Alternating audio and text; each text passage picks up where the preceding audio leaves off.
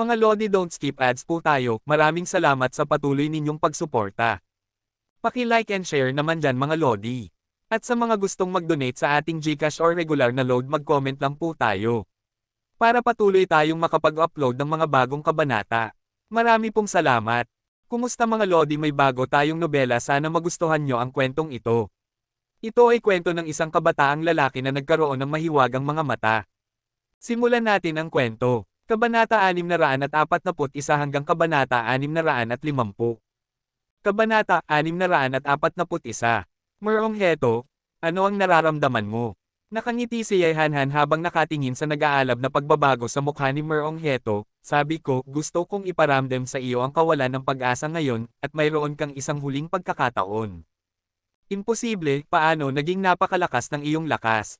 Hindi kayang talunin si Yehan ng 2 beses, habang nagulat si Merong heto, nag-atras siya ng mabilis sa kawalan. Ang lakas na ipinakita ni Yehan ngayon ay sobrang nakakagulat.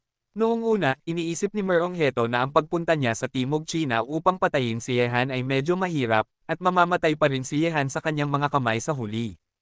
Gayunpaman, ang kasalukuyang sitwasyon ay lumampas sa inaasahan ni Merong heto. Sa kanyang lakas, hindi siya nakagawa ng anumang pinsala kay Yehan ng 2 beses. Sa kabaligtaran, madali itong nahawakan ng una, at hinarap siya ng walang anumang presyon. Walang pakialam na sinabi ni Yeleng, Merong heto, walang imposible sa mundong ito. 30 taon sa Hedong at 30 taon sa Hexi, kaya mo akong apiin noon, bakit hindi kita maapi ngayon? Ngayong gabi, mayroon kang isang huling pagkakataon. Nakarinig nito, ang mukha ni Merong heto ay napuno ng isang nag-aalab na pagkamarahas. Ang kanyang mga kamay ay mahigpit na nakahawak sa Overlord Spear, at ang nakakatakot na aura ay walang katapusang pinakawalan mula sa kanyang katawan. Kung hindi niya mapatay si Yehan ngayong gabi, kung gayon, ang naghihintay sa kanyang wakas ay ang pagpatay sa kanya ni Yehan.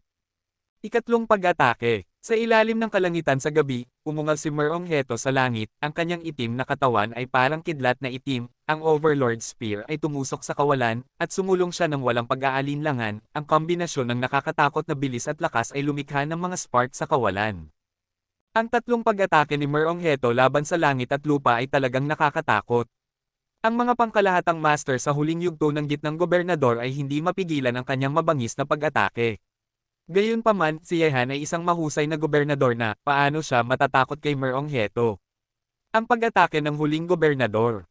Nakatingin sa sumabog na sibat sa kalangitan sa gabi, ang pang-uuyam sa mukha ni Yehan ay lalong lumala.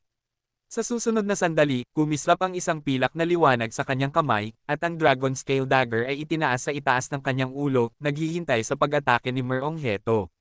Gayunpaman, sa sandaling ito, si Merong heto, na naghiwa pababa ng buong lakas, biglang nagbago ang kanyang taktika, at ang mahabang sibat sa kanyang kamay ay tumusok sa lalamunan ni Yehan. Huwag kang mag-alala. Sa aking mga mata, ikaw ay parang langgam noong nakaraan. Pagkatapos ng pag-ubo ni Yehanhan, biglang lumitaw ang Dragon Scale Dagger sa harap niya, at ang nakakatakot na pagbaril ni Merong heto ay naharang lamang, at ang dulo ng Overlord Spear ay dumampi lamang sa talim ng Dragon Scale Dagger, at hindi na makakapasulong.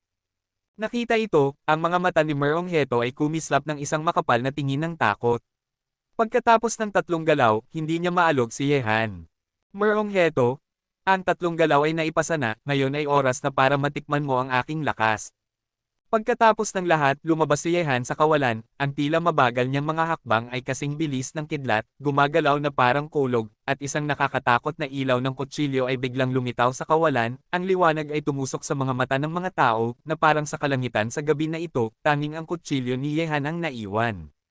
Sa ilalim ng liwanag ng kutsilyo, ang takot na hitsura sa mukha ni Merong heto ay lalong lumalakas.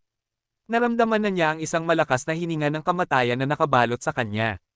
Sa pagkakataong ito ay dumating siya sa Timog China, at ang kanyang pagtatapos ay naging ganito. Kung gusto mong patayin si Yehan, mamamatay ka sa halip sa mga kamay ni Yehan. Sa sandaling ito, maraming pares ng mga mata ang tumingin sa nakasisilaw at nakakagulat na ilaw ng espada. Sa ilalim ng gayong titig, bumagsak ang ilaw ng espada, at ang nakasisilaw na ilaw ng espada ay lubos na nilamon si Merong heto. Sa ilalim ng kalangitan sa gabi, ang nakakasira sa mundo na ilaw ng espada ay bumagsak sa katawan ni Merong heto, na lubos na nilamon siya. Nang lumabas ang ilaw ng espada, si Merong Heto ay nakatayo ng kalmado sa kalangitan sa gabi, ang kanyang mukha ay nagpapanatili pa rin ng ganitong uri ng takot na hindi pa nawawala, at maaari itong magparamdam kay Merong Heto, ang Southern Overlord, na natatakot, ngunit gaano kritikot ang kutsilyo ni Yehan ngayon. Patay na si Merong Heto. Ang Overlord na nagdomina sa timog sa loob ng mga dekada ay pinatay ni Yehan. Hinarap niya muli si Yehan ngayon. Hindi na niya kayang pigilan si Yehan. Sa halip, siya ay napigilan ni Yehan. Instant kill ng direkta, malinis na nalutas ang laban. Sa sitwasyong ito, natatakot ako na walang sino man ang mag-iisip na si Merong Heto, ang Overlord ng Timog, ay mamamatay sa labanan ng ganito bago pa man. 30 taon sa Hedong, 30 taon sa Hexi, ang isang bagong henerasyon ay pumalit sa mga matatanda. Si Yehan, na hindi kasing galing ni Merong Heto noon, ay naging mas malakas kaysa kay Merong Heto ngayon, ang pagpatay sa kanya ay nangangailangan lamang ng isang kutsilyo. Umatras. Sa oras na ito, ang mukha ni Aida Musashi ay napakasama. Mali ang kanyang impormasyon. Ang lakas ni Yehan ay napakalakas na hindi niya mapatay si Yehan. Kung hindi siya aalis ngayon, wala na siyang pagkakataon. Sa katunayan, hindi mali ang impormasyon ni Aida Musashi, ngunit sino ang nagbigay kay Yehan ng isang pakikipagsapalaran ngayon, at ang kanyang sariling lakas ay tumaas ng malaki. Siyempre, imposible para kay Aida Musashi na umalis ngayong gabi.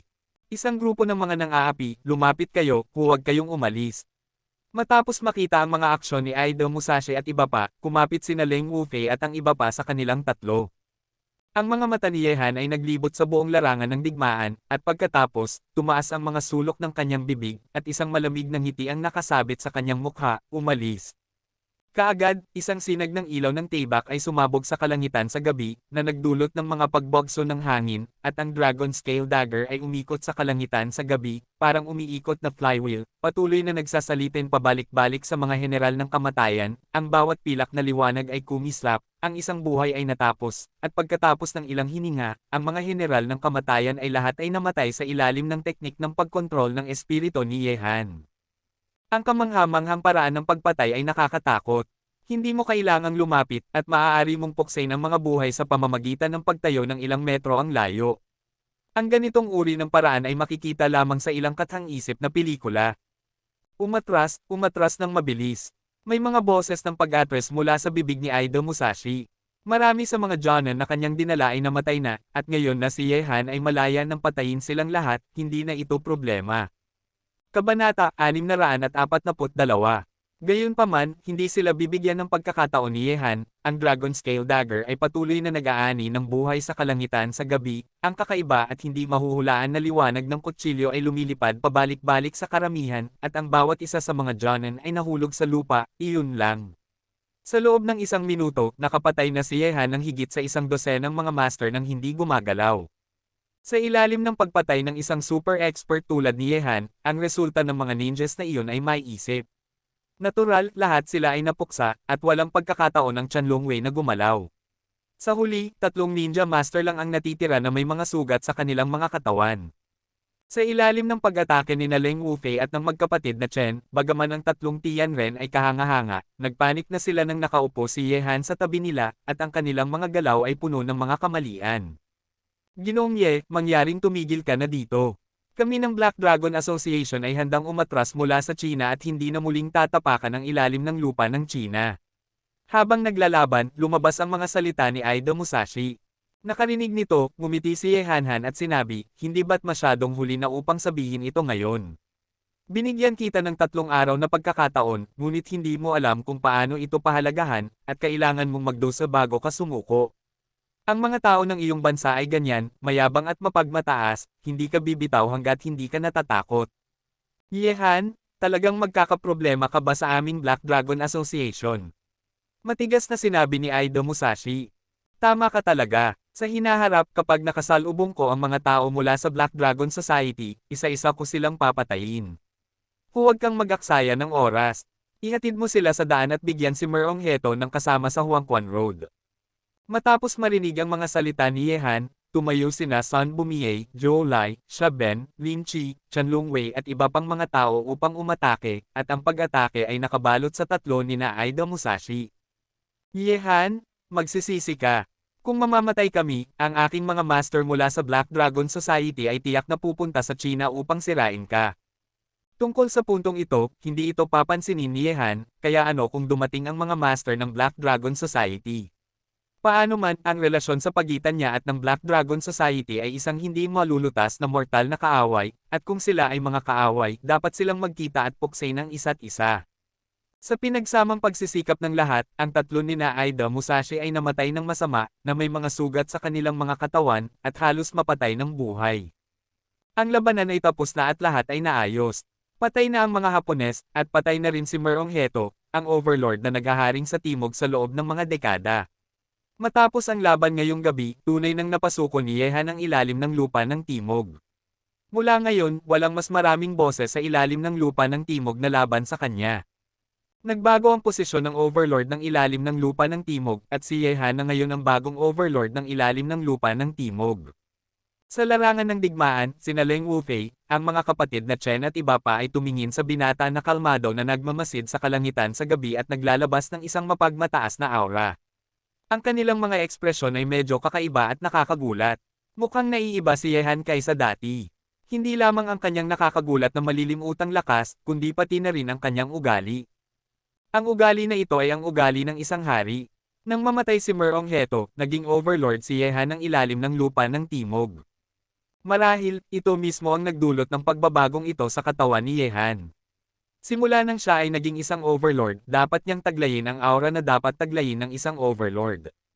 Tapos na, lumakad sina Leng Wufei at iba pa sa tabi ni Yehan, at sabay-sabay nilang tiningnan ang kalangitan sa gabi. Matapos maranasan ng maraming paghihirap sa ilalim ng lupa sa timog, sa wakas ay kumalma sila.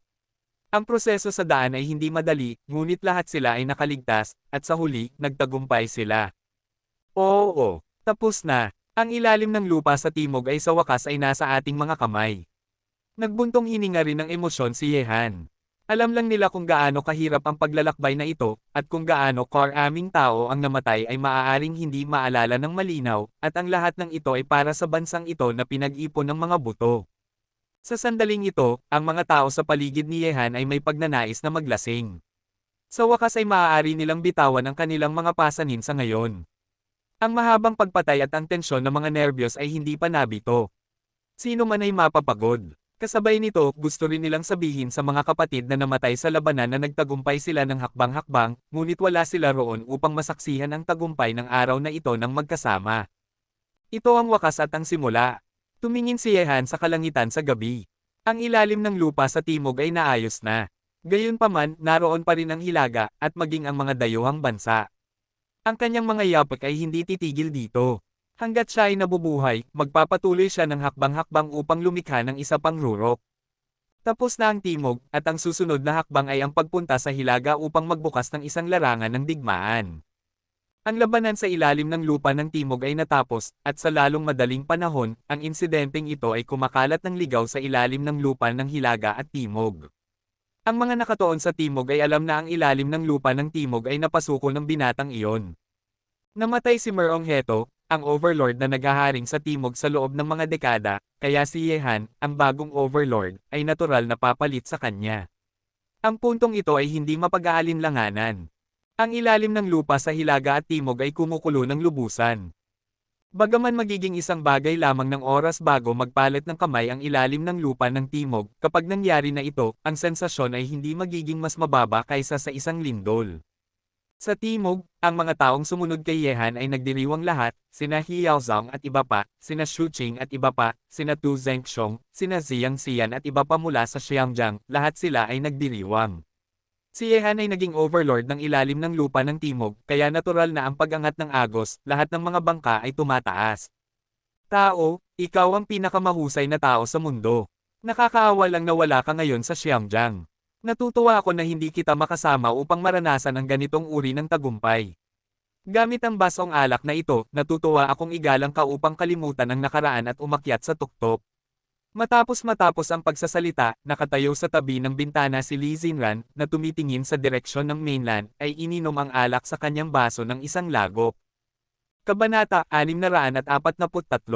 Ang ikalawang basong ito, nais kong tagumpay ka sa hilaga at maging hari ng hilaga at timog. Matapos maubos ang ikalawang baso ng alak, nagpatuloy si Lee Xinran sa pagbuhos ng ikatlong baso at sinabi, ang ikatlong basong alak na ito ay hindi paggalang sa iyo. Gusto kong humiling sa langit na ang aking lalaki ay malaya sa sakit at kalamidad, at ang bawat panganib ay magiging swerte, lahat ay maayos. Matapos ang tatlong baso ng alak, sumando si Lee Xinran sa bintana at tumitig sa direksyon ng mainland. Sa sandaling ito, talagang gusto niyang makasama si Yehan, upang maranasan ang tagumpay na ito kasama niya, at upang panuurin kasama niya ang kalahati ng bansa na kanyang sinakop. Magiging magandang larawan iyon. Sa Hilaga, ang mga tao mula sa apat na puwersa ng tatlong hari at isang lobo ay nagulat lahat. Inaasahan nilang sakupin ni Yehan ang ilalim ng lupa ng timog, ngunit pagkatapos noon, tiyak na ipalalawak ni Yehan ang kanyang kamay sa ilalim ng lupa ng Hilaga. Ang ambisyon ni Yehan ay kilala ng lahat sa mundo ngayon, Hilaga, siya ay mahalaga. Halika na, ang bagyo ay paparating. Sa hilagang kanluran na rehiyon, tiningnan ng Northwest Wolf ang biglaang malakas na hangin sa labas, ngunit mukhang kalmado. Ang labanan sa ilalim ng lupa sa timog ay natapos na. Ang susunod na hakbang ni Yehan ay tiyak na ang hilagang kanluran na rehiyon, ngunit ang pag-alam nito ay pareho, kung paano ito gagawin ni Yehan ay ibang usapin. Sa ngayon, ang tanging magagawa ng Northwest Wolf ay ang tahimik na maghintay kay Yehan na magsimulang kumilos. Hanggat kumilos si Yehan, magkakaroon siya ng solusyon. Kung hindi gagalaw si Yehan, hindi siya makakapunta sa timog upang labanan si Yehan. Wolf King, ang aming hilagang kanluran na bahagi ay maayos nang na-deploy. Hinihintay lang natin na ang Yehan na ito ay kusang loob na lumapit sa pintuan. Batay sa ating mga kaayusan dito, hindi magkakaroon ng pagkakataon si Yehan na iunat ang kanyang mga paa sa ating hilagang kanluran na rehiyon. Sa tabi nila, ang apat na pangunahing hari ng lobo, hangin, apoy, kulog at kidlat, ay mukhang pag-alit. Ang hilagang kanluran ay ang kanilang teritoryo, at walang sino man ang makakakuha nito, kahit na ang bagong overlord sa timog. Nakarinig nito, ang kalmadong mukha ng Northwest Wolf ay biglang nagalit, at sinabi niya, kami ang unang hadlang na gusto niyang lampasan, at hindi siya madaling susuko, ngunit ako, Northwest Wolf, ay hindi rin madaling bibitaw. Walang sino man ang makakakuha nito, hangin, apoy, kulog at kidlat, ipakita sa akin ang lahat ng mga pangunahing daan na pumapasok sa hilagang kanluran, magkakaroon ng malaking banggaan sa pagitan natin at niya sa lalong madaling panahon. Wolf King, huwag kang mag-alala, may mga tao mula sa amin sa bawat pangunahing daan na pumapasok sa hilagang kanluran, hanggat lumilitaw siya, malalaman natin ang balita. Nakaupo sa isang Amerikana ng balat ng tigre sa hilagang silangan na rehiyon, sinabi ng Siberian Tiger, ang batang iyon ay nakarating sa timog ng napakabilis. Mukhang ang kalmadong ilalim ng lupa sa hilaga ay malapit ng magkaroon ng bagyo. Kailangan tayong maging handa sa anumang oras. Tingnan muna natin ang Northwest. Paano haharapin ng lobo ang batang ito? Tiger King, sa tingin ko hindi tayo dapat manood ng apoy mula sa kabilang panig. Ang hilagang kanluran ay hindi dapat mawala. Kapag nawala ang hilagang kanluran, magkakaroon si Yehan ng isang paninindigan sa hilaga upang labanan tayo. Hindi ito magandang simula para sa atin. Sa ibaba, ang multo na tagapaglingkod ay mukhang kalmado. Ibig mo bang sabihin na gusto mong tulungan ang Northwest Wolf na labanan si Yehan? Mahina ang sabi ng Tiger King. Sinabi ng multo na tagapaglingkod, ang tagapaglingkod na ito ay may ganitong ideya. Ang ating ilalim ng lupa sa hilaga ay dapat na magkaisa. Bagamat mukhang seryosong tinitingnan natin si Yehan, ang mga tao sa paligid niya ay hindi papayag na hindi natin siya seryosohin. Nakarinig ng sinabi ng multo na tagapaglingkod, sinabi ng Siberian Tiger, okay, ito ang bagay ng Northwest Wolf, hindi na natin kailangang mag-alala tungkol dito. Kung ang baliw at si Xiao Qingshan ay hindi makialam, si Yehan lang, ang ilalim ng lupa sa hilaga ay hindi siya makakahanap ng lugar upang tumalon-talon. Nakarinig nito, bumantong hininga ang multo na tagapaglingkod sa kanyang puso. Ang makapangyarihan at makapangyarihang mga tao sa ilalim ng lupa sa hilaga ay kumikilos ng nakapag-iisa at hindi nagkakaisa sa isa't isa. Ito ang magiging nakamamatay na kahinaan ng ilalim ng lupa sa hilaga, magiging isang malubhang problema. Malinaw na nakikita ng multo na tagapaglingkod ito. Si Yehan ay isang master na mahusay sa pagkuha ng mga kahinaan at pagkakataon. Kung makabangga siya kay Yehan, ang mga ordinaryong mapagmataas na tao ay hindi magtatapos ng maayos. Napakatalino ng multo na tagapaglingkod at may maraming utak, ngunit napakamapagmataas ng Siberian Tiger, at hindi siya handang magkaisa sa sinuman, kaya hindi niya papansinin ang mungkahi ng multo na tagapaglingkod. Ang hangin ay umiihip, ang mga ulap ay lumilipad, at malapit na ang bagong taon. Ang ilalim ng lupa sa timog ay napasuko mo na. Pupunta ka sa hilaga upang pukawin ang sitwasyon. Talagang inaabangan ko ito. Mukhang ang pangalawang laban sa pagitan mo at ako ay hindi na malayo. Lungsod ng Yanjing, Zugpraj na tumatawa at inaabangan ito, sila rin ay walang kapantay na pantas. Kung wala silang kalaban, napakasungit nila. Kapag mayroon silang kalaban, makabuluhan ang kanilang buhay. Sino man ay gustong makaharap ng isang kalaban na pantay sa parehong larangan. Si Zugpraj na ay ganyan, at si Yehan din. Nang ang lahat ng mga tao sa Hilaga at Timog ay nakatuon sa pagbabago ng pagmamayari sa ilalim ng lupa ng Timog, isang balita na nagparamdam kay Yehan na medyo pangit ang kanyang mukha ay nakarating sa kanyang mga tainga. Sa loob ng Merong Villa, ang gusali ay walang laman na. Nawala na. Mukhang naayos na ni Merong Heto ang lahat bago pumunta sa Timog China.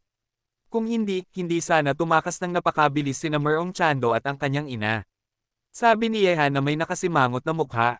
Matapos patayin si Merong Heto, hinayaan niyang magmadali sina Shaben at Lin Chi papunta sa Merong Villa sa Washang upang patayin ang ina at anak ni na Merong Chando, at putulin ang mga damo at ugat. Gayunpaman, nang makarating sina Shaben at Lin Chi sa Merong Villa, wala na itong laman kahit na isang multo. Sinabi ni Leng Wufei, inaasahan na kay Merong Heto, nagawa na niya ang mga paghahanda. Mukhang magsasagawa tayo ng malaking pagsalakay sa Timog. Hindi natin dapat hayaang mabuhay ang ina at anak ni na Merong Chando, kahit na pinagkaitan mo ng kakayahan si Merong Chando. Pinagkaitan mo ng mga binti si Merong Gio, ngunit magkakaroon ng mga aksidente sa lahat ng bagay, at sa pamamagitan lamang ng pagpatay sa kanila ang mga sitwasyong ito ay maiiwasan. Sinabi ni Yehan, kailangan nating habulin ang kanilang ina at anak. Buhay pa si Merong Tian, kaya hindi ako mapakali. Ang bagay sa Timog ay sa wakas ay matatapos. Sa compound ng pamilya Yan, mukhang nakahinga ng maluwag si Mr. Yan, ngunit sa ilalim ng masayang mukha na iyon, mayroon pa ring pahiwatig ng pagiging mahigpit na nakatago. Bagamat kinuha ni Yehan ang ilalim ng lupa ng Timog, tumingin si Mr. Yan ng mas malayo kaysa sa iba, at hindi nalubog dito. Sa nakamamanghang mga nagawa ni Yehan, matatapos ang Timog, at ang Hilaga ay mapupuno ng mga digmaan. Kapag itinutok ni Yehan ang kanyang espada sa ilalim ng lupa sa Hilaga, magkakaroon ng mas malalaking kahirapan na naghihintay sa kanya upang malampasan. Ang mga panganib na kasangkot ay mas malakas kaysa sa mga nasa Timog. Matanda, ano ang iniisip mo? Tanong ni Keyang sa likuran ni Old Man Yan. Kabanata 644. Hilaga. Malamig ang mga mata ni Old Man Yan nang sabihin niya ito, panghilaga ay naging lupain ng mga makapangyarihang tao mula noong sinaunang panahon, at ngayon ay hindi naiiba. Ang tatlong hari at isang lobo ay nagmamay-ari ng bawat panig, at may hindi mabilang na mga master sa ilalim ng kanilang mga kamay. Ang impluensya sa hilaga ay malalim na nakaugat. Ang batang lalaki ay nagnanais na mas mahirap ang pagbagsak ng ilalim ng lupa ng hilaga kaysa sa pagbagsak ng Timog. Nakarinig nito, nakangiting sinabi ni Keyang, hindi ba't naroon ka pa rin sa hilaga? Malulutas ang lahat ng problema. Bukod dito, kapag pumunta na sa hilaga ang batang lalaki, dapat siyang maging handa. Ang sitwasyon sa ilalim ng lupa sa hilaga ay dapat niyang malaman na sa kanyang katalinuhan at talento, walang sinuman sa hilaga ang makakapantay sa kanya maliban sa babaeng iyon. Ang babaeng iyon. Nakangiting sinabi ni Old Man Yan, nakakaawa lang na ang babaeng iyon ay nasa maling tao. Kung mananatili silang nasa tabi niya at magtutulungan silang dalawa, maaaring walang kahirapan sa mundong ito na makakapigil sa kanila. Si Zug Banro ay isang walang kapantay na strategist, siya ay napakatalino, ang kanyang ulo ay sapat na upang makatiis ng libu-libong tropa, at si Yehan ay napakagaling din sa diskarte. Ang mga tao ay nagsasama-sama, ito ay isang bagay na inaabangan ng mga tao at nakakagulat. Kalimutan mo na, huwag mo nang isipin ang mga bagay na ito sa ngayon.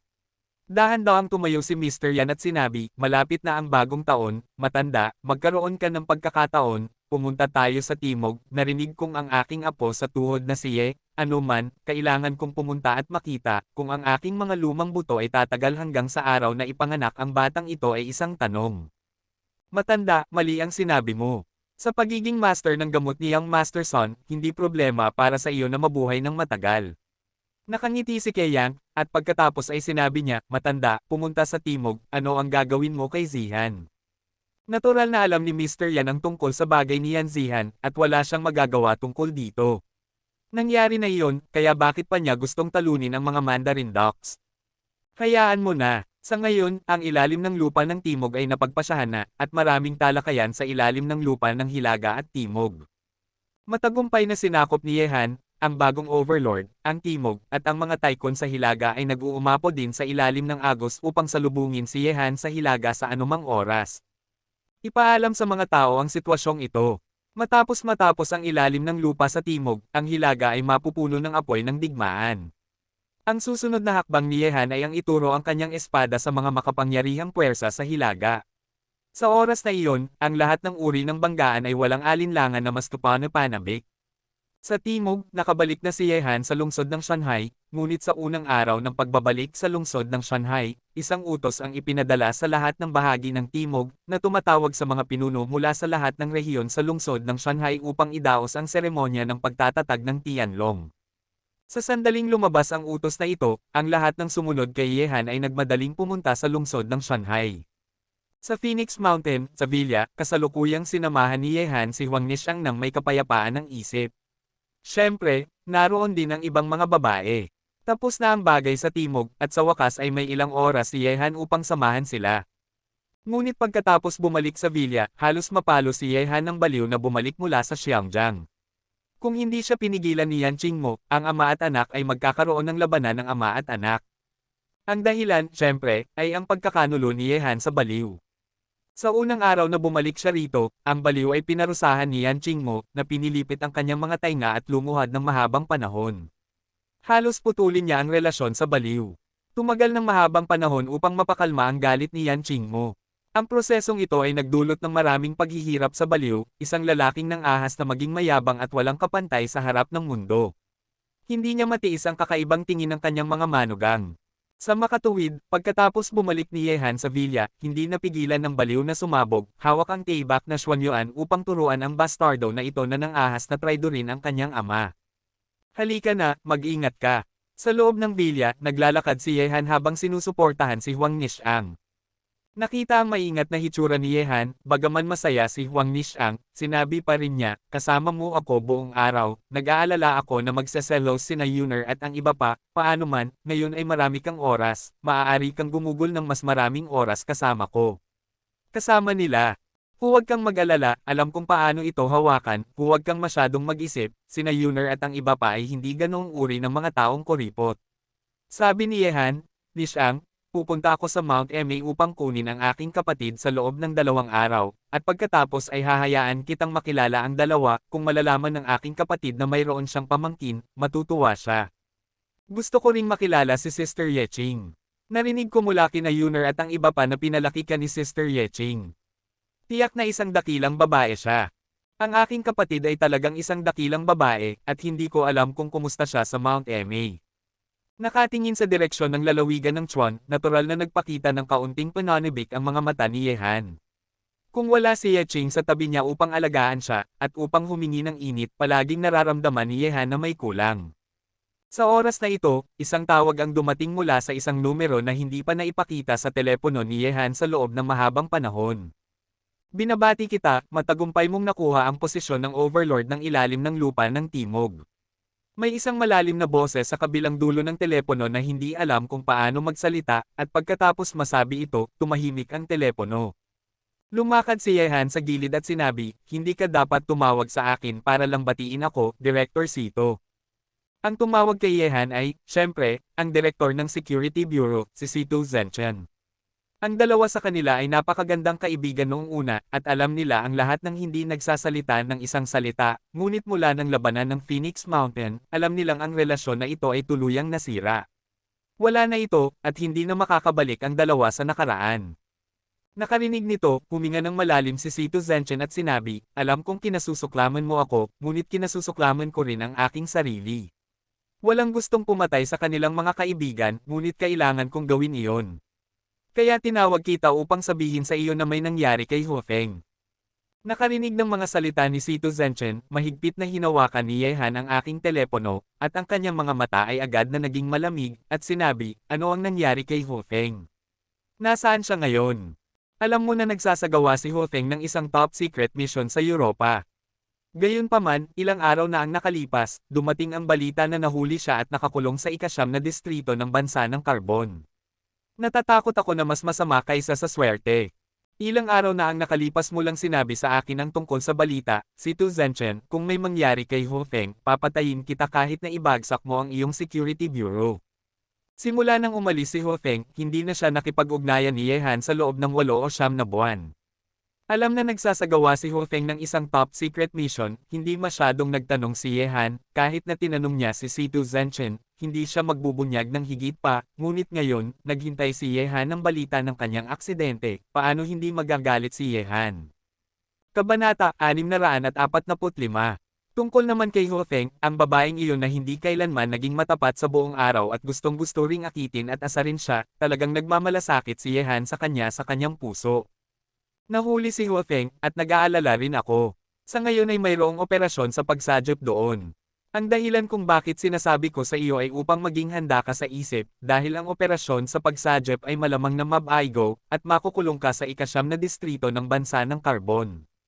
Ang mga tao sa distrito ay hindi madaling iligtas, at halos wala ng pag-asa kung pupunta ka doon, kaya huwag mong tanggalin ang mga walang kwentang bagay na ito para sa akin, pahiramin mo ako ng wooing, ako ang mag-aayos ng mga bagay na hindi mo maayos. Pinutol ni Ye Han si Tu Zhenchen, nakikita ang aksidente ni Hu Feng, hindi makaupo si Ye Han, kahit na ang ika-9 na distrito ng bansa ng Carbon ay isang impyerno, kailangan niyang masira at iligtas ang babaeng iyon. Nakarinig nito, tumahimik si Tu Zhenchen ng ilang sandali, at sinabi, sige, darating si Wu Ying sa lungsod ng Shanghai bukas. Hindi ko tatanungin kung ano ang gusto mong gawin, ngunit tutulungan ka ng aming mga tao. Masyadong tamad si Ye Han na makinig sa mga kalokohan ni Tu Zhenchen, kaya agad niyang binaba ang telepono. Bagamat nais niyang lumipad kaagad sa ika-9 na distrito ng Meiguo, kahit si Tu Zhenchen ay walang gaanong pag-asa. Ang bagay na ito ay dapat na maingat na hawakan. Matapos ibaba ang tawag ni Tu Zhenchen, agad na tinawagan ni Ye Han si Zhou Yuner, mag-book ka sa akin ng 2 tiket papuntang Meiguo bukas, bilasan mo. Sa kabilang dulo ng telepono, si Zhou Yuner, na nasa isang pulong, ay hindi nagtanong ng anumang karagdagang tanong, sinabi niya, sige, pupunta ako mamaya, kailangan mong sabihin sa akin ang dahilan. Ano ba ang nangyari? Lumapit si Wang Nishang at nagtanong ng may pag-aalala, nakatingin kay Ye Han na may hindi tiyak na ekspresyon. Nakarinig nito, umiling si Ye Han sa kanya, at sinabi, wala itong malubhang bagay, basta may nangyari sa isang kaibigan ko sa Meiguo, Nishang, baka lumipad ako sa Meiguo bukas, kaya hindi kita masasamahan, pasensya na. Huwag mong sabihin iyan. Umiling si Wang Nishang at sinabi, ang kailangan mong gawin ay isang pangunahing pangyayari na dapat gawin. Hindi kita matutulungan. Umaasa lang ako na hindi kita pinipigilan. Pumunta ka ng maaga bumalik ka, ang anak ko at ako ay naghihintay sa iyong pagbabalik sa bahay. Tumango si Ye Han, at tinulungan si Wang Nishang pabalik sa villa. Sa oras na ito, sa sala ng villa, naroon sina Madman, Yan Qingmo, Yan Zihan, Zhao Yuyo at ang kakaibang maliit na Ching Cheng. Narito ang maliit na batang babae na ito. Siya ay naging kayamanan ng lahat, kahit na mahal siya ng mga baliw, itinuturing siyang sariling anak. Nakita si Ye Han na naglalakad papasok mula sa labas na sinusuportahan si Huang Nishang, si Yan Qingmo ang unang tumayo at tinulungan din si Huang Nishang na umupo, at sinabi, Nishang, kumusta ang pakiramdam mo? Gusto mo bang kumain ng kahit ano? Gagawin ito ni nanay para sa iyo. Hindi, nanay? Pinataba mo ako kamakailan, at kung kakain pa ako, halos maging bola na ako ng karne. Mas mabuti kung mas mataba, at isang malaking matabang bata ang ipapanganak sa hinaharap. Nakita si Yan Qingmo na inaalagaan si Huang Nishang, umupo si Ye Han sa tabi ni Yan Zihan at sinabi, Zihan, pupunta ako sa Meiguo bukas, at babalik ako 1 taon na ang nakalipas. Sa bansa ng Carbon, nagulat na tumingin si Yan Zihan kay Ye Han, at pagkatapos marinig ang kanyang mga salita, kahit na ang baliw na galit pa rin ay tumingin sa kanya. Bata, ang Meiguo ay ang teritoryo ng mga bastardo sa Shenting, ano ang ginagawa mo doon? Walang pakialam na tanong ng baliw. May kinalaman ba ito sa iyo? Mahina ang sabi ni Ye Han. Mabaho ang bata, nag-aalala ako sa iyo. Ang mga mandirigma sa silangan ay pumunta sa kanluran. Ang mga bastardo na ito ay may mga mata ng magnanakaw. Kapag nahuli nila ang kanilang mga mata, magiging parang pandikit ng balat ng aso. Hindi mo sila matatanggal. Sinira ng baliw si Ye Han. Mukhang may mga tao sa mundong ito na kinakatakutan mo, baliw. Natatawang nagbiro si Ye Han. Kalokohan, paano ako matatakot sa mga bastardo na iyon sa Shenting? Naalala ko noong ang iyong ama ay nasa kanluran, ang mga bastardo na ito ay wala pa ring kinalaman sa akin. Mayabang na sabi ng baliw. Kaya't pamilyar ka sa kanluran. Walang pakialam na tanong ni Yehan. Kahit na ang obispo ng Shenting ay nag-alaga ng ilang mga kasintahan, alam ko ang lahat tungkol dito. Kaya, narinig mo na ba ang lugar na ito sa ikasyam na distrito? Ang ikasyam na distrito ng bansa ng Carbon. Kumunat ang noo ng baliw at sinabi, narinig kong ang lugar na ito ay kilala bilang ang base militar na may pinakamalakas na depensa sa mundo. Narinig kong ang ikasyam na distrito ay puno ng mga makapangyarihang genetic fighter at supernatural na nilalang. Bata, pupunta ka ba sa lugar na ito? Pinaalalahanan kita muna, ang mga tao sa distrito siyam na ay hindi rin madaling asarin. Kaya ano, walang pakialam na sinabi ni Yehanhan, kahit na ang distrito siyam na ay impyerno sa lupa, gusto ko pa ring pumunta doon. Matapos masabi ito, tumayo si Yehan at umalis sa sala. Kailangang pumunta sina Leng Wufei at ang iba pa upang ipaalam sa kanila na ang seremonya ng pagtatatag ng Tianlong ay maaaring ipagpaliban. Mabaho ang bata, masyadong madali ang tingin mo sa mga lalaking iyon sa Europa. Sumakit ang ulo ng baliw, at pagkatapos malaman ang mga iniisip ni Yehan, hindi siya makaupo. Bibigyan kita ng pagkakataon upang magbayad sala. Malamig na tumingin si Yan Qingmo sa baliw at sinabi, ang aking anak ay pupunta sa bansa ng Carbon. Bagamat hindi ko alam kung bakit, dapat mong tiyakin na ligtas siyang babalik. Tapos na, hayaan kong makalimutan ang insidenteng ito at ang insidente sa Xiangjiang, kung hindi, Nakarinig nito, agad nang ngumiti ang baliw at sinabi, huwag kang mag-alala, aking asawa, kasama ako, ang batang iyon ay hindi mawawala ng kahit isang buhok. Kabanata 646. Mas mabuti kung gagawin mo ang sinasabi mo, kung hindi, ayaw mong patawarin kita sa iyong buhay. Malamig na umubo si Yan Qingmo. Tungkol dito, ang baliw ay maaari lamang patuloy na ngumiti. Ngayon sa pamilyang ito, siya, ang ulo ng pamilya, ay walang katayuan. Ang lahat ng mga asawa ay ang pinakamalaki, at ang asawa ay ang anak. Sino man ang kanyang saktan, ang dalawang taong ito ay hindi magkakaroon ng magandang bunga na makakain. Sir, natatakot ako na ang seremonya ng pagtatatag ng Tianlong ay ipagpaliban. Bukas ay pupunta ako sa ibang bansa upang harapin ang ilang mga bagay. Ang timog ay na-stabilize lang. Pagkatapos kong umalis, ang mga gawain dito ay ipapasa sa iyo. Nakarinig nito, isang tingin ng pag-aalinlangan ang sumilay sa mga mukha ni na Leng Wufei at ang iba pa, Xiaohan, mayroon bang anumang bagay sa ibang bansa na kailangan mong puntahan? Kailangan kong pumunta, sabi ni Yehan. Kung hindi ako pupunta, magsisisi ako sa buong buhay ko. Well, sasamahan ka namin. Ikaw lang mag-isa at mahina. Talagang nag-aalala kaming pumunta ng mag-isa.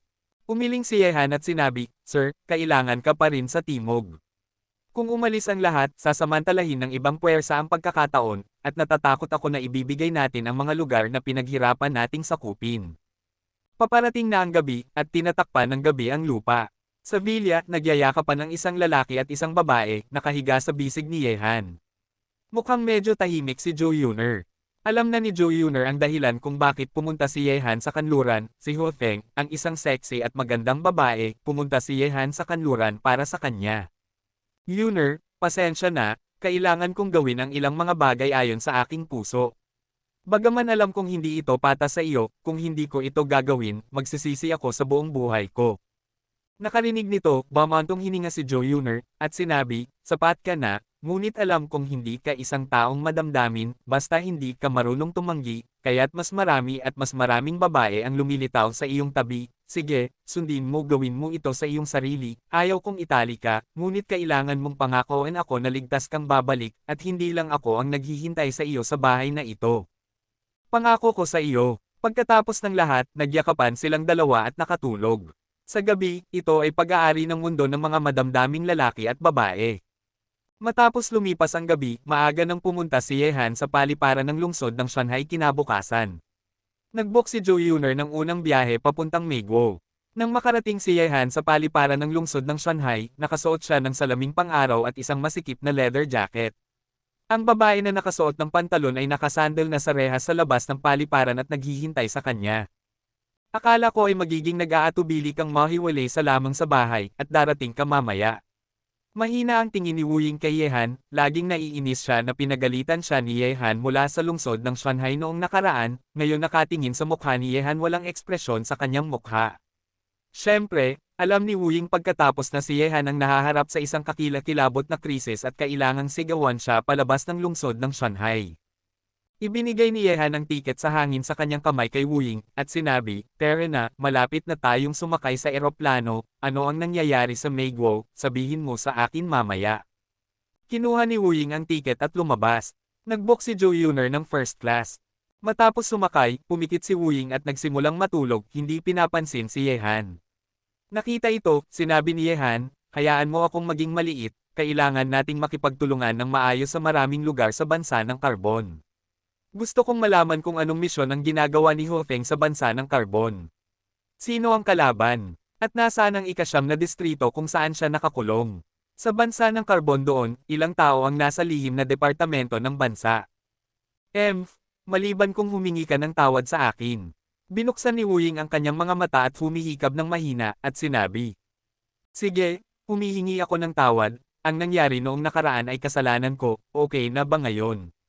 Nakakatuwa ka. Tumingin si Wu Ying kay Yehan at sinabi, "Ang misyon na ginagawa ng Security Bureau ay confidential, at ang mga taong hindi sapat ang rango ay hindi ito malalaman." Mga piraso. Nakarinig nito, sinabi ni Yehan, "Ang tatsulok na piraso ng bakal na nakuha natin sa Golden Triangle noong nakaraan." Tama iyon. Sabi ni Wu Ying, "May 4 na piraso ng banal na disk, isa lang ang nakuha natin noong nakaraan, at ngayon ay may 2 piraso ng banal na disk sa kanluran.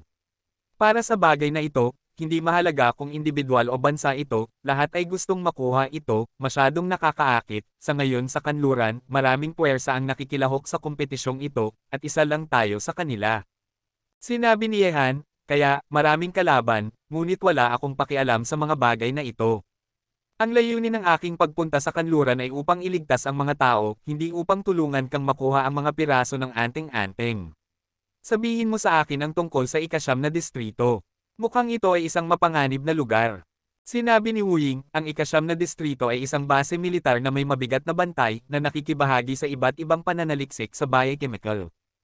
Ang mga genetic warrior, lycanthropes, at maging ang maraming supernatural na nilalang sa bansa ng Carbon ay lahat mula sa ika-9 na distrito. Yehan, paalalahanan kita muna, kung gusto mong iligtas ang mga tao sa ika-9 na distrito, walang alinlangan na magiging isang napakahirap na bagay, at kung hindi mo ito gagawin, ilalagay mo ang iyong sarili dito." Nakarinig ng mga salita ni Wu Ying, tumingin si Yehan sa kanya at sinabi, "Kaya, nakakulong si Ho Feng sa ika-9 na distrito, plano mo bang sumuko?" Posible. Nag-isip ng ilang sandali si Wu Ying, at sinabi, "Hanggat alam ko, naglulunsad ng operasyon sa pagsajep ang mga tao mula sa Security Bureau, ngunit kung masyadong mataas ang presyo, matatapos ang operasyon sa pagsajep. Ang ibang tao ay dumadaan sa buhay at kamatayan para sa iyo, at itatapon mo lang siya ng ganyan, hindi ba't medyo walang puso?" Humikab si Yehan. "Ang pangkalahatang sitwasyon ang pinakamahalaga." Sabi ni Wu Ying, "Kung isang araw ay mahuhulog din ako sa sitwasyong ito, hindi ko sisihin ang sinuman. Mula nang sumali tayo, handa na tayong magsakripisyo. Sa tingin ko ang Fire Phoenix Group Long ay ganoon din." Sabi ni Yehan ng may pagtutol, "Hindi ako kasing marangal mo, ano ang posisyon ng ika-9 na distrito sa bansa ng Carbon?" Sa isang disyerto. Sabi ni Wu Ying, "May magpapakita sa atin ng daan kapag nakarating tayo doon. Kung mayroon kang anumang mga saloobin tungkol sa pagsajep kay Team Leader Ho Feng, pakinggan natin." Sinabi ni Yehan, "Hanggat makapasok ako sa ika-9 na distrito, at sa iyong pakikipagtulungan, hindi dapat mahirap para sa akin na iligtas si Ho Feng." Kabanata 647. Masyado kang simple mag-isip, sabi ni Wu Ying. Ang ika-9 na distrito ay kilala bilang ang base militar na may pinakamalakas na depensa sa mundo. Kung ang mga nakakulong dito ay madaling maligtas, kung gayon ang ika-9 na distrito ay masyadong maaksaya. Ito ay isang maling pangalan, ang lahat ng mga checkpoint sa loob ay gumagamit ng advanced na teknolohiya ng fingerprint at retinal, kahit na palihim kang pumasok dito, mahirap pa rin gumalaw ng 1 pulgada, hindi pa banggitin, napakaraming master sa ika-9 na distrito, sa sandaling matuklasan ka, ito ay isang wala ng pag-asa. Nakarinig nito, natahimik si Yehan. Mukhang minamaliit niya talaga ang ika-9 na distrito, at kung gusto niyang iligtas si Ho Feng, maaaring kailangan niyang gumawa ng pangmatagalang plano. May naisip na ba ang inyong mga tagapagligtas sa bansa ng karbon ng anumang mga paraan?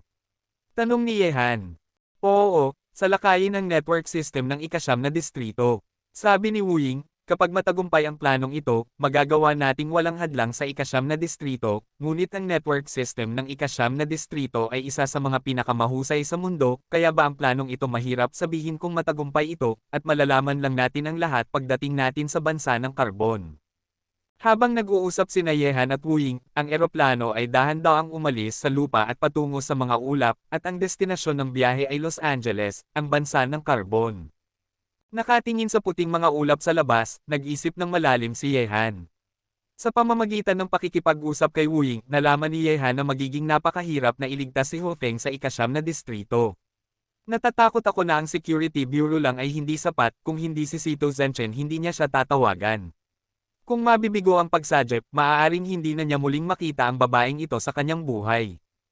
Iniisip ito, dahan-dahang nakatulog si Yehan, at magtatagal bago makarating sa Los Angeles, ang bansa ng karbon.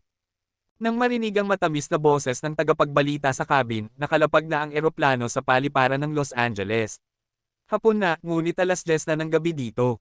Matapos umalis ang dalawa sa paliparan, agad na nagsimulang makipag-ugnayan si Wu Ying sa mga taong susando sa kanila. Hindi nagtagal, lumitaw ang dalawang lalaki at isang babae. Tiningnan sila ni Yehan. Hindi gaanong kapansin-pansin, ngunit lahat sila ay mga master na nakabasag sa kaharian ng Rendo. Nakita ang paglitaw ng 3 taong ito, nagsalubong ang mga kamay ni Wu Ying at gumawa ng kakaibang kilos, na parang isang uri ng magkasanib na code.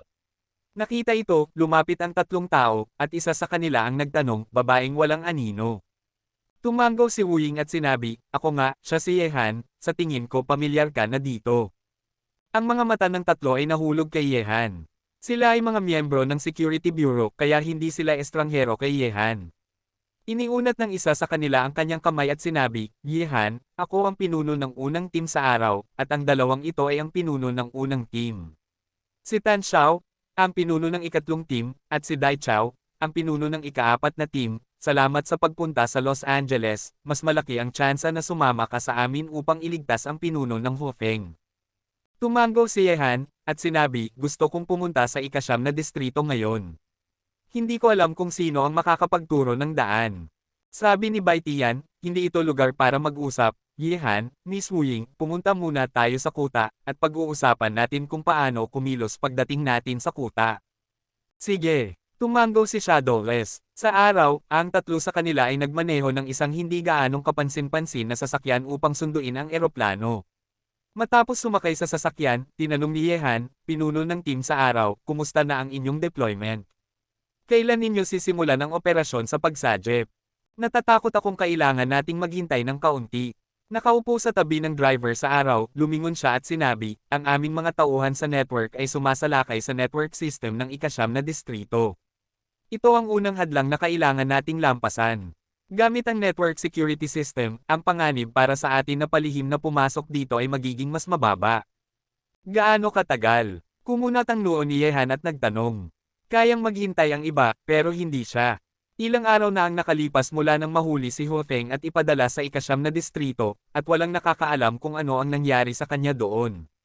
Ganito, kung ang Fire Phoenix ay doon pa ng isang araw, magiging mapanganib ito ng isang araw. Ito, maaaring depende sa bilis ng aming mga technician. Bamantong hininga si Bai Tian. Bilang isang kasamahan na dumaan sa buhay at kamatayan ng magkasama, nahuli si Ho Feng. Sa katunayan, nag-aalala rin sila, ngunit walang silbi ang pag-aalala, at kinakailangan ng maingat na pagpaplano, plano na ipatupad. Nakarinig nito, kumunat ang noo ni Yehan, at tahimik na umupo sa likurang upuan. Hindi nagtagal, ang sasakyan ay pumasok sa isang eskinita. Sa dulo ng eskinita, mayroong isang espasyo na katulad ng isang underground garage. Matapos makapasok dito, naglakad siya sa isang sulok sa araw at pinindot ang kanyang mga fingerprint sa isang instrumento na katulad ng isang punch card machine, mayroong isang tunog ng pag-click sa isang pader, at ang huling pasukan ay lumitaw sa paningin ni Yehan. Yehan? Miss Wu Ying? Ito ang aming lihim na base, napaka-safe, mangyaring. Matapos sundan sina Bai Tian at pumasok sa pasukan, ang lumitaw sa harap ni Yehan ay isang maliwanag na espasyo. Sa sandaling ito, maraming tao ang abala sa espasyong ito. Nakita ang pagbabalik ng tatlo kay Tian-Tian, ang ilan sa kanila ay tumayo upang bumati. Sa araw, kumaway siya sa mga taong ito, pagkatapos ay naglakad sa likod ng isang batang lalaki na mukhang 17 o 18 taong gulang at abala sa harap ng computer, at sinabi, Xiaoyo, kumusta ka na? Matagumpay ba ito? Ang batang lalaki na nagngangalang Xiaoyo ay halatang hindi pa nakakapagpahinga ng ilang araw, at sinabi na may dalawang mata ng panda. Timbay? Ginagawa ko pa rin ito. Ang defense system ng Distrito Siyam na ay masyadong komplikado. Natatakot akong masisira ito ng mag-isa. Magtatagal ito, sa pamamagitan ng paraan, White Team, sa sandaling masira ko ang defense system ng Distrito Siyam, dapat tayong maging handa na lumikas, dahil malalaman agad ng mga taong iyon ang ating lokasyon sa pamamagitan ng network. Tumango si Bai Tian, nag-isip ng ilang sandali, at sinabi, Xiaoyo, ilang araw ang kakailanganin mo upang masira ang defense system ng ika-9 na distrito. 3 araw. Sinabing kumunat ang kanilang mga noo sa araw, medyo mahaba ang oras na ito. Sinabi ng batang lalaki na nagngangalang Xiaoyo, Team Bai, ang 3 araw ay itinuturing na pinakamabilis, maliban na lang kung may ibang mga master hacker na tutulong sa akin na sumalakay sa network system ng Distrito Siyam. Kung may tutulong sa iyo, kaya mo bang masira ang defense system ng ika-9 na distrito sa loob ng 1 araw? Tumingin si Yehan kay Xiaoyo at nagtanong. Hindi niya kayang maghintay ng 3 araw. Sa kanyang palagay, mas mabuting gawin ito bukas. Kabanata 648. Nakarinig nito, nagngalit ang ngipin ni Xiaoyo at sinabi, kung ang kabilang panig ay isang master hacker din, gusto kong subukan ito sa loob ng 1 araw. Sabi ni Yehan, sige, makakahanap ako ng tutulong sa iyo. Nakarinig ng mga salita ni Yehan, medyo nagulat sina Bai Tian at ang iba pa. Maaaring alam ba ni Yehan ang isang tiyak na top hacker? Talaga bang makakahanap ka ng tutulong? Kakaiba ang tingin ni Wu Ying kay Yehan. Subukan natin. Matapos masabi ito, naglakad si Yehan papunta sa isang sulok at nagsimulang tumawag, John. Si Senador ay nasa stock market at sa likuran niya ay isang grupo ng mga hacker na napakatalino sa internet upang tulungan siya, kaya tinawag ni Yehan ang matandang John. Team Bai? Sino ang lalaking ito? Tumingin si Xiaoyo kay Yehan, pagkatapos ay lumingon kay Bai Tian at nagtanong. Sabi sa araw, siya si Yehan, kalimutan mo na, sasabihin ko sa iyo mamaya kapag may oras ako, Xiaoyo, kung talagang makakahanap si Yehan ng isang master upang tulungan ka, dapat mong masira ang depensa ng ika-9 na distrito ng mas mabilis hanggat maaari. Hindi na ito dapat ipagpaliban. Lumalabas na siya ang Yehan na madalas pag-usapan ni Sister Hu Feng. Tumingin si Xiaoyo kay Yehan ng may pag-iisip, at pagkatapos ay sinabi, Team Bai, gagawin ko ang aking makakaya. Sa araw, hindi na natin dapat ipagpaliban ang bagay ng mga piraso ng banal na disk. Kung masyadong mahirap iligtas si Hu Feng, maaari lang tayong sumuko. Ang mga piraso ng banal na disk ay kasalukuyang pinagtatalunan ng ilang ibang bansa. Kung tayo ay nasa bagay na Hu Feng kung ipagpaliban ito ng masyadong mahaba, ang mga nakaraang sakripisyo at pagsisikap ay magiging walang halaga. Malalim ang boses na sinabi ni Dai Chao, ang pinuno ng ika-4 na team. Nakarinig nito, bumantong hininga si Tian-Tian sa kanyang puso, at pagkatapos ay tahimik na tumango. Upang makuha ang mga piraso ng anting-anting, naglaban sila ng dugong labanan sa kanluran ng higit sa kalahating taon. Sa panahong ito, ilang miyembro ng Security Bureau ang namatay. Sa oras na ito, nakontak na ni Yehan ang matandang John, at naglakad siya papunta kay Xiaoyo at sinabi, maaari mo na itong gawin ngayon, at may tutulong sa iyo kapag dumating ang oras. Nakarinig ng mga salita ni Yehan, bagaman medyo naguluhan si Xiaoyo, tumango pa rin siya pagkatapos ng senyales ni Tian-Tian, at ang kanyang payat na mga kamay ay nagsimulang gumalaw ng mabilis sa keyboard, at isang serye ng mga code ang kumislap sa screen. Ang mga nanonood ay nasilaw. Oo, higit sa isa? Body? Salamat? Sa kanilang tulong, tiyak na masasalakay ko ang network system ng ika-9 na distrito sa loob ng 1 araw. Lumingon si Xiaoyo at masayang sinabi kay Yehan, pagkatapos ay patuloy na nakatuon nakatingin sa screen ng display, sa tulong ng isang dalubhasa, magiging mas madali para sa kanya na mag-operate. Mukhang kailangan mo talagang iligtas si Hu Feng. Nagbigay si Bai Tian kay Yehan ng thumbs up at nakangiting sinabi. Sana makapunta tayo sa Distrito Siyam na bukas para iligtas si Hu Feng. Kalmadong sinabi ni Yehan. Hindi ko makita na marami kang koneksyon kahit na mga top hacker. Tumingin si Wu Ying kay Yehan at sinabi. Sabi ni Yehan, kung pupunta tayo sa Distrito Siyam na bukas, sana magtulungan tayong dalawa tulad ng ginawa natin sa Golden Triangle. Kung ililigtas ko siya, may utang ako sa iyo. Ano man ang gusto mong gawin sa utang na ito, ipinapangako ko sa iyo. Nakarinig nito, sinabi ni Wuying, sige, sinabi mo mismo, hindi kita pinilit, mukhang para sa iyong pabor, kailangan kong gawin ang aking makakaya kapag dumating ang oras. Sa oras na ito, naglakad si Tian at sinabi, Yehan, ang lokasyon ng Distrito Siyam na ay matatagpuan sa isang malaking desyerto sa labas ng Los Angeles, at may ilang daang kilometro pa ang lalakbayin. Tingnan muna natin ang satellite aerial view. Pagkatapos ng lahat, sa araw, dinala niya sina Yehan at Wuying sa isang malaking screen ng display. Matapos ang ilang mga operasyon, isang bird's eye view ng ika-siyam na distrito ang lumitaw sa screen ng display. Nakatingin mula sa itaas pababa, ang ika-siyam na distrito ay nakatayo sa isang piraso ng dilaw na buhangin, ngunit ang base ng ika-siyam na distrito ay hindi nasa dilaw na buhangin, kundi sa ilalim ng lupa. Sa desyerto na iyon, mayroong isang pasukan na katulad ng isang air raid shelter. Maraming pulang tuldok ang kumikislap sa paligid ng pasukan. Ang mga pulang tuldok na ito ay kumakatawan sa bilang ng mga tao. Kung susuriin ang pamamahagi sa bird's eye view, mayroong hindi bababa sa isang kumpanya na nagbabantay sa pasukan ng ika-siyam na distrito. Itinuturo ang screen sa araw, sinabi niya, ang ika-siyam na distrito ay nasa ilalim ng piraso ng dilaw na buhangin na ito.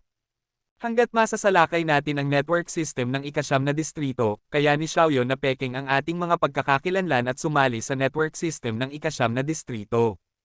Sa ganitong paraan, ang panganib ng ating pagpasok sa ika-siyam na distrito ay nabawasan ng malaki.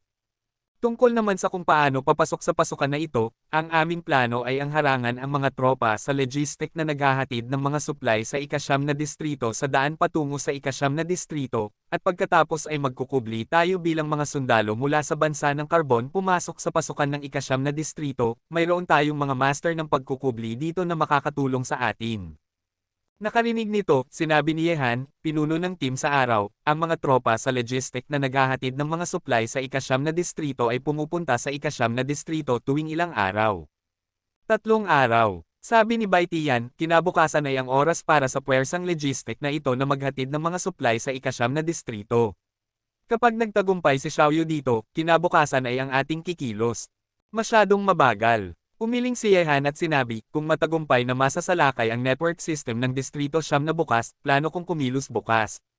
Nakarinig nito, kumunot ang noo ni Tan Xiao, ang pinuno ng ikatlong grupo, at sinabi, kung kikilos tayo bukas, paano tayo papasok sa pasukan ng ika-siyam na distrito? Imposible ang pag-atake ng sapilitin, at walang ibang paraan upang makapasok sa ika-siyam na distrito maliban sa mga tropa sa logistic na naghahatid ng mga supply, sa Tumingin si Yehan sa bird's eye view ng ika-siyam na distrito sa screen ng display, at sinabi, isang feint attack lang, hindi mo kailangan ng masyadong maraming tao upang makapasok sa ika-siyam na distrito, ako lang at si Wuying ang sapat, hindi maganda kung masyadong maraming tao ang pumapasok. Para sa aksyon, ang aking ideya ay ang pag-feint sa pasukan ng lugar na iyon, mas mabuting maglikha ng kaguluhan, at makakapasok si Wuying at ako sa ika-siyam na lugar. Kayong dalawa. Kumunot ang noo ni Bai Tian at sinabi, hindi, masyadong mapanganib para sa inyong dalawa na pumasok, iyon ang ika-siyam na distrito kung saan naglalakad ang mga genetic warrior sa lahat ng dako, at ang mga lycanthropes at supernatural na nilalang ay nasa lahat ng dako, wala sa kanila ang mga normal na tao, at hindi ako sumasang-ayon na kayong dalawa ang papasok sa ika-siyam na distrito. Tama iyon. Sabi ni Tan Xiao, kung pati kayong dalawa ay mahuhuli sa ika-siyam na distrito, tiyak na aalerto ang ika-siyam na distrito, at ang ating operasyon sa pagsajep ay maaaring ipagpaliban sa oras na iyon. Ito ang pinakamabilis at tanging paraan sa kasalukuyan. Sabi ni Yehan, bagamat nakakatakot ang ika-siyam na distrito, maaaring hindi ito isang lawa ng dragon at isang lungga ng tigre. Napagpasyahan ko na, sana huwag mo akong pigilan, hindi ako magbibiro sa aking sariling buhay, at lalong hindi magtaya sa buhay ni Hu Feng. Kabanata 649. Yehan, gusto ninyong dalawa na pumasok ng mag-isa sa ika-siyam na distrito, hindi ba't masyadong malakas? Sarkastikong sabi ni Dai Chao. Masyadong malakas. Tumawa si Yehan, at agad na isang napakakatakot na aura ang pinakawalan mula sa kanyang katawan, parang isang alon, at pagkatapos, ang aurang ito ay nakabalot sa lahat sa base, kasama sina Bai Tian, Tan Xiao at Dai Chao, ang tatlong pinuno ng team, nakaramdam ng eksena na ito, at ang mga mukha ng mga miyembro ng Security Bureau na abala sa base ay nagbago ng husto, at tumayo sila isa-isa. Gayunpaman, nang maramdaman nilang ang aurang ito ay pinakawalan mula sa katawan ni Yehan, ang kanilang mga ekspresyon ay naging medyo nakaka-relax. Kung ang mga Supermaster mula sa kanluran ay dumating upang salakayin ang kanilang base, malalagay sila sa malaking panganib. Sa araw, ang mga mukha ng tatlong pinuno ng team, sina Tan Xiao at Dai Chao, ay nagkaroon ng malaking pagbabago. Ang lakas ni Yehan ay napakamalakas na nalampasan niya sila ng malaki. Ang ganitong uri ng lakas, natatakot ako na ilang pari lang sa martial arts hall ang makakapantay, kumpara sa. Medyo nagulat din si Wu Ying na nakatayo sa tabi ni Yehan. Bagaman alam niyang napakamalakas ni Yehan at pinatay niya sina Wu Chanzen at Merong Heto, hindi niya alam kung gaano kalakas si Yehan, ngunit ngayon alam na niya, si Yehan ang kanyang lakas ay tiyak na maihahambing sa ilang mga matatandang halimaw.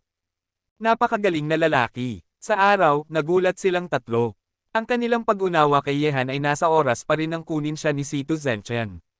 Ito ay naging napakalakas na hindi na nila maabot. Sa katunayan, sina Bai Tian at ang iba pa ay nasa kanluran ng higit sa kalahating taon at walang oras upang bigyang pansin ang mga pangyayari sa loob ng bansa. Kung hindi, malalaman nila na hindi na ang dating Yehan si Yehan. Kumusta naman ang tatlong pinuno ng team? Kalmadong tanong ni Yehan nang makita niyang nagbago ng husto ang mga mukha ng tatlo sa kanila sa araw. Kung hindi siya nagpakita ng ilang lakas, maaaring hindi siya paniwalaan ng mga taong ito. Nakarinig nito, mapait na ngumiti si Bai Tian, at sinabi, dahil bulag tayo, at hindi natin nakita na ang iyong lakas ay napakamalakas. Well, sumasang-ayon ako sa iyo at kay Miss Wu Ying na pumasok sa ikasyam na distrito, ngunit ang kondisyon ay maaari nating masira ang una. Sa kaso ng network system sa siyam na distrito, kung hindi, kahit na pumasok ka, hindi ka makakagalaw ng 1 pulgada. Sige, tumanggo si Yehan at nagpatuloy, ilang tao ang nasa bansa ng karbon. Kapag naligtas na si Ho Feng, tiyak na hahabulin tayo. Sa araw, nag-isip siya ng ilang sandali, at sinabi, may 6 na grupo tayo sa bansa ng karbon, at may higit sa 10 master na nakadaan sa rendo, at ang iba ay nasa kaharian ng Piyuan. Mayroong higit sa 50 katao, at karamihan sa mga taong ito ay narito. Lumabas sa isang misyon. Hindi sapat. Umiling si Yehan at sinabi, ito ang base camp ng bansa ng karbon, at mayroon silang mga master tulad ng iyong may isip. Pagkatapos iligtas si Ho Feng, agad ko siyang ibabalik sa China. Masyadong mapanganib na manatili dito. Dalhin si Ho Feng pabalik sa bansa, Yehan, ayaw mo bang tulungan kaming isagawa ang misyon? Kumunat ang noo ni Dai Chao at nagtanong, kasama si Yehan bilang isang master, ang kanilang mga pagkakataon na makipagkompetensya para sa mga piraso ng banal na disk ay tiyak na tataas ng malaki. Gusto mo ba akong tulungan kang agawin ang mga piraso ng banal na disk? Tumawa si Yehan, kinuha ang kanyang ID at inilagay ito sa mesa, at sinabi, pasensya na, hindi na ako miyembro ng Security Bureau. Pumunta ako sa kanluran para kay Ho Feng halika. Nakita si Yehan na naglagay ng mga dokumento sa mesa, kumunat ang kanilang mga noo sa araw at sinabi, Yehan, ano ang ibig mong sabihin? Ano ang ibig mong sabihin? Wu Ying, ikaw ang magsasabi sa kanila, sa pamamagitan ng paraan, tulungan mo akong ibalik ang sertipikong ito kay Situ Zhenchen, at wala na akong gagawin sa Security Bureau sa hinaharap. Matapos masabi ito, naglakad si Yehan sa isang sulok ng mag-isa at dahan-daang naglakad. Pumikit siya, hindi na niya pinag-abalahang ipaliwanag ang anumang bagay, mula nang salakayin siya ni Situ Zhenchen, hindi na itinuturing ni Yehan na miyembro ng Security Bureau. Nakatingin sa likod ni Yehan, si Wu Ying, na nakakaalam ng dahilan, ay bumantong hininga at nagkwento. Bagaman gusto ni Yehan na umalis sa Security Bureau, kailangan niya ang pag-aproba ni Situ Zhenchen, ang direktor ng Security Bureau, ngunit ito sa oras na iyon, maaaring wala ng mukha si Situ Zhenchen upang panatilihin si Yehan sa Security Bureau, nasira na ang kanilang relasyon. Matapos magsalita si Wu Ying, bumantong hininga si Bai Tian, at sinabi, kalimutan muna, huwag na nating pag-usapan, ang pinakamahalaga ngayon ay ang pagsadyap kay Ho Feng tungkol sa sertipikong ito, dapat niyang ibalik ito sa direktor mismo, wala akong karapatan. Tumango si Wu Ying, inilagay ang ID, naglakad upang umupo sa tabi ni Yehan, ibinalik ang ID sa kanya, at sinabi, ito ay isang bagay sa pagitan mo at ni Director Sito, o dapat mo mismo itong ibigay sa kanya. Hindi ito gagana para sa iyo. Inilagay ni Yehan ang kanyang ID sa kanyang bulsa at sinabi, Wu Ying, gusto kong magtanong sa iyo, ano ba talaga ang mga piraso ng banal na disk? Maraming puwersa sa loob at labas ng bansa ang nakilahok dito, lahat para sa mga piraso ng banal na disk. Sa tingin ko mayroong isang malaking lihim na hindi ko alam, tama ba? Nakarinig nito, sinabi ni Wu Ying, sa totoo lang, hindi ko alam ang tungkol sa mga piraso ng banal na disk, ngunit narinig ko mula sa aking lolo na kung ang 4 na piraso ng banal na disk ay pinagsama, dadalhin nila ang taong makakakuha nito sa lupain ng walang hanggang buhay. Ang lupain ng kawalang kamatayan, ito ba ay kawalang kamatayan? Tanong ni Yehan, kumunat ang noo. Dapat ganoon. Sabi ni Wu Ying, ang unang henerasyon ng mga dakilang tao ay nagsisiyasat sa lihim na ito mula nang maitatag ang bansa, ngunit walang progreso. Sinasabing ang mga piraso ng banal na disk ay isa sa mga pahiwatig upang mahanap ang lihim na ito, sa makatuwid, dapat nating makuha ang 2 pang piraso ng banal na disk. Kaya, sa ngayon, mayroon ng 2 piraso ng banal na disk sa China. Tanong ni Yehan. Tumanggaw si Wu Ying at sinabi, sa totoo lang, ang mga piraso ng disk ng Diyos ay pag-aari ng ating bansa. Sinasabing iniwan ni Pangzo ang mga pahiwatig para sa mga susunod na henerasyon upang mahanap ang lihim ng pagiging mahaba ang buhay. Ang mga bagay na pag-aari ng ating bansa ay ninakaw ng mga magnanakaw na ito. Noon, ang mga tao sa ating bansa ay nabubuhay sa matinding kahirapan dahil sa lihim na ito, maging ang mga piraso ng banal na disk, o ang 4 na banal na hayop, o ito ay iba pang mga pahiwatig sa misteryo ng pagiging mahaba ang buhay na pinag-aagawan ng ibang bansa. Pumasok sila sa ating teritoryo sa ilalim ng bandila ng karaniwang kaunlaran, at ang tunay na dahilan ay ang kanilang sakam na puso, na nagnanais na maghanap ng mga pahiwatig mula sa atin.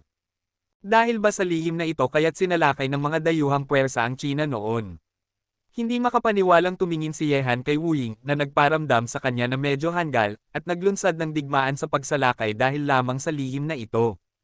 Parang hanggal ba? Tumingin si Wu Ying kay Yehan at sinabi, ganoon din ang iniisip ko noong una, dahil ang lihim na ito ay palaging isang alamat, at sa panahong ito, walang nakapangapatunay sa katotohanan ng lihim na ito, ngunit may isang lihim na departamento sa ating bansa na naghahanap ng pahiwatig na ito, marahil, ang lihim na ito ay hindi walang basehan, ngunit hindi pa natin nakukuha ang mas malalim na sagot. Kawalang kamatayan. Narinig na ni Yehan ang 2 salitang ito ng maraming beses. Ang unang pagkakataon ay nasa yungib sa kagubatan ng Tengchong, kung saan ipinakita ni Tong Wei ang mga salitang iniwan ng isang tunay na tao, at pagkatapos ay si Lord Ghost, na tila hinahabol din ang isa. Mga pahiwatig, pati na rin ang iba't ibang mga sekta na nagnanakaw ng mga banal na hayop, ang kanilang layunin ay isa lang, ang kawalang kamatayan. Gayunpaman, hindi pa rin lubos na sumasang-ayon si Ye Hangsan sa katotohanan ng lihim na ito. Sa mundong ito, mayroon ba talagang ganoong bagay na kawalang kamatayan? Kung gayon, mula noong sinaunang panahon hanggang sa kasalukuyan, sino ang tunay na nabuhay magpakailanman? Ang mga taong makakapagbuhay ng magpakailanman ay mga mitolohikal na figure lamang, hindi sila tunay na umiral. Kabanata 650. Matapos ang isang walang tulog na gabi ng pagpasok sa network, sa pinagsamang pagsisikap ng hacker ng Security Bureau na si Xiaoyo at ng mga hacker sa paligid ng matandang John, sa wakas ay nasira ang network system ng Distrito Siam. Matapos gisingin si Yehan, na nasa estado ng konsentrasyon, ng mga hiyawan sa base, naglakad siya papunta sa tabi ni na Bai Tian at ang iba pa, at nagtanong, kumusta na, nagtagumpay ba kayo? Tumanggaw si Bai Tian at sinabi, tagumpay, matagumpay na nagtanim si Xiaoyo ng isang virus sa network system ng Distrito 9, at nagdagdag din ng 2 peking pagkakakilanlan sa database ng network ng kabilang panig, at nakakuha ng ilang mga pahintulot. Ikaw at pagkatapos pumasok ang babaeng walang anino, halos walang hadlang siyang makapasok, ngunit sa sandaling ma-activate ang 2 peking pagkakakilanlan na ito, mayroon ka lang kalahating oras. Pagkatapos ng kalahating oras, automatikong mag-aalerto ang network system ng ika-9 na distrito kapag nakakita ito ng abnormalidad, kaya, sa sandaling makapasok ka sa ika-9 na distrito, mayroon ka lang kalahating oras upang iligtas si Hu Feng. Nakarinig nito, kumislap ang malamig na liwanag sa mga mata ni Yehan, at sinabi niya, kalahating oras ay sapat na, kumilos na tayo ngayon.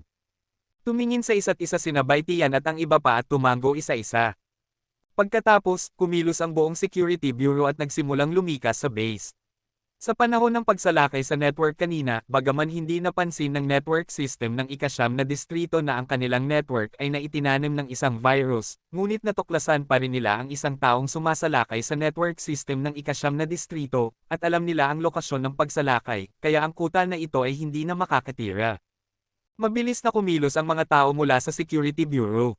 Ilang minuto lang ay naimpake na nila ang lahat at lumikas ang lahat ng tauhan. Sina Yehan at ang tatlong pinuno ng team, sina Bai Tian, Tan Xiao, at Dai Chao, ay pumunta na sa ikasyam na distrito. Mahigit sa isang dosenang master, at sa araw, ang mga miyembro ng Security Bureau na nagsasagawa ng mga gawain sa labas ay na-notify na pumunta sa ikasyam na distrito. Pagkatapos umalis sa lungsod ng Los Angeles, nagsimulang maglakad ang lahat patungo sa malawak at walang hangganang disyerto. Ang disyerto na ito ay nasa ilalim ng pangangasiwa ng Distrito Siyam. Hindi lamang may mga drone para sa detection, ngunit mayroon ding mga satellite sa kalangitan upang mahigpit na masecure ang lugar. Ayon sa pagsubaybay, hanggat ang mga outsider ay pumasok sa disyerto na ito, o papalapit sa ikasyam na distrito, matutuklasan sila ng mga tao sa ikasyam na distrito. Gayunpaman, kasama si Xiaoyo, isang master hacker, sa likod ng mga eksena, hindi ito mga problema. Ang pinakamahalaga ay ang pagpasok sa ikasyam na distrito. Pagkalipas ng higit sa isang oras, nakarating sina Yehan at ang iba pa sa 2 milya ang layo mula sa ikasyam na distrito. Sa isang maliit na burol ng dilaw na buhangin, sa paligid dito, ang mga miyembro ng Security Bureau na nakatanggap ng mga order sa panahon ng misyon ay nakarating na. Nakakalat sila sa lahat ng dako at may higit sa 50 katao sa kabuuan. Team Bai, narito na kaming lahat, maaari na ba tayong magsimula ngayon? Matapos makarating sina Yehan at ang iba pa dito, 2 kalalakihan sa gitnang edad ang agad na lumapit sa kanilang tabi. Ang 2 ito ay ang mga pinuno ng team ng pangalawang team, at ang pinuno ng ikalimang grupo. Nakatingin sa pasukan ng ikasyam na distrito, malamig na kumislap ang mga mata ni Bai Tian, at sinabi niya, may mga radar sensor sa loob ng 2 milya mula sa ikasyam na distrito, at anumang aktibidad ng buhay sa lugar na ito ay matutuklasan. Yehan, hintayin mo kami. Ang faint ay sesolake sa ikasyam na distrito, ngunit ikaw at ang babaeng walang anino ay kailangang maging mabilis, at mas mabuting dumaan sa lugar na ito habang nagkakagulo. Nakarinig nito, tumango si Yehan, at sinabi, sa aking bilis, ang distansyang ito ay hindi magiging problema sa akin, ngunit maaari mo lang gawing peking ang pag-atake, at hindi ka dapat magmahal sa pakikipaglaban. Sa sandaling maipit ka ng mga master sa ikasyam na distrito, maaaring gusto mong umatras, mahirap na, sa sandaling makapasok tayo sa ikasyam na distrito, maaari kang lumikas dito, mag-ingat. Dapat mag-ingat ka rin. Sa araw, nagbigay siya ng isang card kay Yehan at sinabi, ito ang susi upang makapasok sa gate ng ikasyam na distrito. Sa sandaling makapasok, mayroon kang ilang autoridad na makapasok sa ilang mga lugar. Kung hindi ka makakapasok sa lugar, huwag kang pumasok. Ang sapilitang pagpasok, may libu-libong mga master na nagbabantay sa ikasyam na distrito. Naiintindihan ko. Inilagay ni Yehan ang magnetic card. Sa oras na ito, bumulong si Bai Tian sa headset, lahat ng miyembro, maghanda na kumilos. Pagkatapos ng lahat, sa araw, ilang mga pinuno ng team ang nagbaril patungo sa pasukan ng ikasyam na distrito na parang matutulis na espada. Kasabay nito, sa paligid ng mga burol ng buhangin, ang mga miyembro ng Security Bureau na nasa lugar na ay nagwales din patungo sa pasukan ng ikasyam na distrito. Sa isang iglap nang pumasok ang mga tao mula sa Security Bureau sa radar monitoring range ng ikasyam na distrito, nag-ingay ang mga sirena sa pasukan ng ikasyam na distrito, at ang ingay ay parang sirena ng isang sasakyan ng pulisya. Nang tumunog ang alarma, sa pasukan ng ikasyam na distrito, isang kumpanya ng mga sundalo ng bansa ng Carbon ang nagpaputok ng ligaw sa Security Bureau. Ang mga sundalong ito ng bansa ng Carbon ay hindi ordinaryong mga sundalo, ngunit mga genetic warrior. Ang mga baril sa kanilang mga kamay ito ay napakamalakas din, lahat ng ito ay espesyal na ginawang mga bala na tumutusok sa baluti, na maaaring tumagos kahit sa mga tangke. Sa gitna ng ulan ng mga bala, mabilis na nagpalitan ng putok ang mga tao mula sa Security Bureau sa mga sundalong nagbabantay sa ikasyam na distrito. Sa loob ng base sa ikasyam na distrito, tumulog din ang alarma. Isang dayuhan na may taas na ilong na nakasuot ng uniforme ng militar ay mukhang malamig na yelo at may tuwid na figure. Sinabi niya sa mga taong nasa ilalim ng kanyang utos, ipadala ang mga tropa ng Orc palabas upang makita kung sino ang nagsasalakay na kaaway. Gusto kong manatili silang lahat dito kasama ang kanilang mga buhay, at walang sinumang nang-ahas na gumawa ng mga plano para sa ikasyam na distrito ang makakaligtas. Opo, General. Matapos marinig ang mga salita ng matangkad na dayuhan, tumayo ang isang pandak na lalaki na may tainga ng lobo at naglakad palabas. Palakasin ang pagbabantay sa base, karamihan sa mga tao ay hindi nang-ahas na gumawa ng mga plano para sa ating ikasyam na distrito, natatakot akong ang mga taong ito ay may ibang mga plano. Sinabi ng general sa kanyang mga tauhan. Nakarinig nito, ilang iba pang mga general ang tumango ng seryoso. Sa labas ng base sa Distrito Siyam, kumilos na sina Yehan at Wu Ying sa oras na ito. Gamit ang kakayahan ni Wu Ying na maging hindi nakikita, kasama ang bilis ni Yehan, hindi ito nakikita ni Yehan ng mata sa gitna ng ulan ng mga bala. Ilang segundo lang ay nakarating na sina Wu Ying sa pasukan ng gate ng ikasyam na distrito. Sa oras na ito, tumunog ang alarma sa lahat ng dako, at ang grupo ng mga sundalo mula sa bansa ng Carbon ay walang ideya na may dumating sa kanila at malapit nang makapasok sa gate. Ang kakayahan ni Wu Ying na maging hindi nakikita ay napakamalakas, kahit na nakatayo siya sa tabi ng mga sundalo ng bansa ng Carbon, hindi siya mahahanap ng mga taong ito. Nakatingin sa electronic sensor sa itaas ng gate, nang akmang kukunin ni Yehan ang magnetic card upang buksan ang gate. Sa loob ng gate, isang grupo ng mga sundalo mula sa hukbong US na may iba't ibang hitsura ang nagsulputan isa-isa. Ang ilan sa mga taong ito ay mukhang tigre, ang ilan ay parang lobo, at ang ilan ay may parehong mga binti at paa tulad ng mga hayop. Ito ay isang grupo ng mga hindi tao. Beastman. Bulong ni Wu Ying sa tainga ni Yehan habang pinapanood niyang lumitaw ang mga sundalo ng bansa ng Carbon. Mukhang may tutulong sa atin na buksan ang gate na ito. Sumuko si Yehan na kumuha ng magnetic card upang buksan ang gate dahil binuksan na ng grupo ng mga lycanthropes ang gate mula sa loob, nagsiksikan palabas, at sumali sa labanan. Sa oras na ito, nang makarating ang isang pandak na lalaki na may mahabang tainga na parang tainga ng lobo kina Yehan at ang iba pa, bigla siyang huminto. Ang kanyang hindi pangkaraniwang ilong ay humihigop ng hangin na parang nakakatikim siya ng ibang amoy sa hangin, ang lasa ng. Nakita ito, humigpit ang ekspresyon ni Wu Ying nang nagtatago siya. Ang lycanthropy na ito ay may ganoong malakas na pang-amoy. Maaamoy niya ang mga estranghero nang hindi nakikita. Kumislap ang mga mata ni Yehan, pagkatapos, ang kanilang aksyon sa pagkakataong ito ay itinuturing na isang kumpletong kabiguan.